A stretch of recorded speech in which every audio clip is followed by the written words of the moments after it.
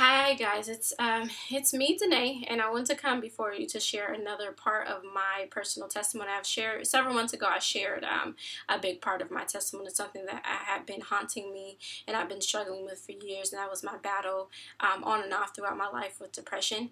But today I wanted to share something else with you that has been, something that happened to me that a lot of people didn't know, and that is when I was 21 years old, I was sexually assaulted. So I kind of tell you the story of how it happened and, kind of how I felt and where I'm at now with everything. But when I was 21, I went to Vegas invited by a old classmate from high school. And so I was like, sure, fine, why not? I don't do a lot of that stuff. And I went with her and a good friend of mine, and the girl who invited me, she invited some other people that she went to school with that I didn't know, because we went to different colleges. And so, yeah, we went to Vegas. I'm not a big drinker, but I was, drinking because I thought it was cool, and never been something that I was really into drinking, because I have a family history of alcoholism, and I never wanted to fall into that. So I was always cautious with like alcohol and everything, because I saw what it could do to your loved ones and friends and family. So anyways, one night I had too much to drink, the night that we were going to leave the next day, and we were at a club, and I ended up having them take me back to the hotel. We rented like a one-room suite with all of us, and there maybe it was like, I don't know, maybe 5 or 6 of us that were there, male and female. And so I went back to the room, and I was like out of it, and I ended up staying there with let's see, I think my good friend was there, but she had been there because she technically wasn't 21, and so she wasn't able to get into the club that we went to. And this guy who I didn't know, who came with the lady who invited me, he ended up staying too, which I thought was kind of strange, but I was like, whatever. And so I fell asleep on the bed, which is not where I slept in the first night, but I fell asleep and I was out of it. And towards the middle of the night, things started happening, but I was so out of it. I was like, I have no idea what's happening to me. And so in the course of that night, I was sexually assaulted by the guy who ended up staying. And when I woke up in the morning, I was just like, what in the world happened? Because part of me thought that it was a dream that I was in.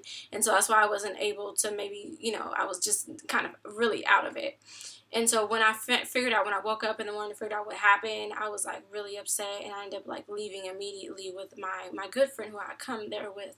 And I ended up telling her, but I was very embarrassed, and it was embarrassing, and I was upset for a lot of reasons, because I was like, there was other people in the room. How did you guys not know? But it was middle of the night. They said they were asleep, whatever the case may be. I don't know. And so when I got back home, it was difficult, but at the time I was, I think I was living with my grandparents, and that instinct that, your family has. My grandmother knew something was wrong, but I was like trying really hard not to say it, because I was really embarrassed. And so I ended up telling her what happened, and she, of course, wanted me to go through, getting, filing a police report and things like that. I didn't do that. I did go to the hospital. I did go through doing, all the checks and everything that they want you to do, but I never reported anything.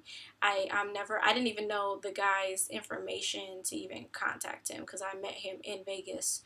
But that I struggled with this this thing that happened to me, and I thought that it was my fault. I thought that it was dumb and stupid for going there. Now, did I make all the wisest decisions? No. And so looking back, I definitely would have done a lot of things differently. But God, through the course of many years, has taken me through the realization that it still was not my fault, even though I placed myself maybe in a situation that I could have made better choices. People have choices too, and there's a right and there's a wrong. But I definitely looked upon myself as like, just a bad person who, was dumb and everything, and put a lot of blame on me. And I never, wanted to really talk about it. I didn't really seek any counseling or anything for it.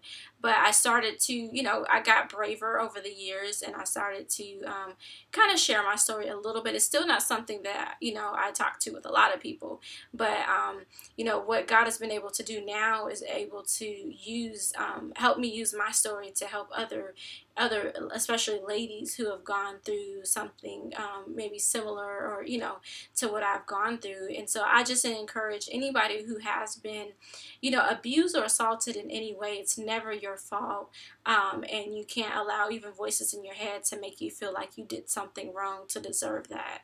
And so I want to invite everybody out to this great conference that's going to be happening next week, next Thursday, Friday, and Saturday, called the Freedom Conference. It's being given by one of my lead pastors, my co-lead pastor, and it's going to be awesome. And just being connected to this is going to be great. Anybody who's struggling with anything, who needs some freedom, release, joy, love, fellowship, community, all that, you would definitely enjoy this conference, because you're able to release the things that have tried to pull you down. This assault tried to pull me down and tried to put me in a dark cave, and even afterwards, I kind of went through a small depression, and I think some of it was because of that, because I felt a little like, wow, like, you just can't get it together.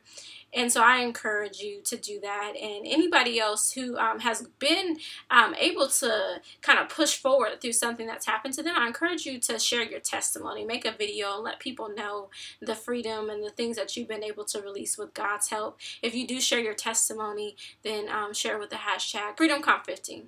Yes, FreedomConf15, and share it with that hashtag FreedomConf15. People are going to be blessed by that. Let's do this. I'll see you at the conference. Bye.